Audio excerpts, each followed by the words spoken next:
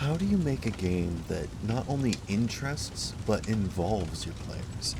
The simple answer is you can't. There is simply no possible way to know what your players are going to be thinking or feeling when it comes time to play. Sure, there are things you can do, such as tying in parts of their backstory or straight up giving them things that they want, but even that can change. And how do you get bored players excited again? As always, it comes with experience with your players, learning not only what kind of person they are, but what kind of player they are.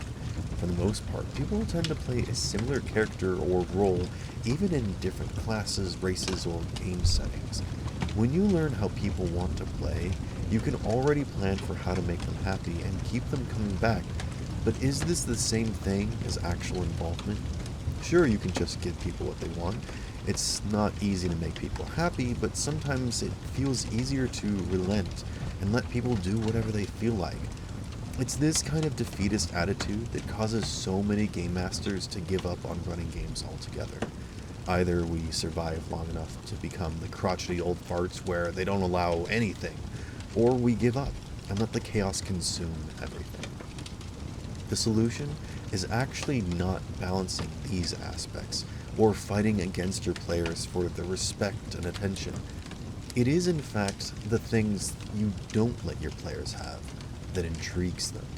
It may seem like players only want what you don't let them have, but it's actually their desire to learn and explore that you need to cultivate. Give them the possibility for things, but let them earn it. Don't simply let your players have things. If they can't lose, then what's the point of even playing? Challenging your players is a whole other issue, but finding ways to poke and prod your players will get them hooked into the game, eager for what's next. Feel free to reward them, but only after they have explored or done some investigation. When a player gets fixated on something or wants to play their character a certain way, make sure to find a way for that to grow the story. The next time you have an edgelord in the background annoying the party, make sure to give them some deep, scary lore about the world that only they know, that the party will have to trust them in order to learn. Let the crafty kid with sticky fingers pilfer a MacGuffin, or the flirt manage to stumble into an even more awkward situation. Rather than stifling the passion players have for their characters, use that knowledge against them. If you know what the party's likely to do, build around that and plan opportunities for them to get up to their shenanigans as they stumble their way through the adventure.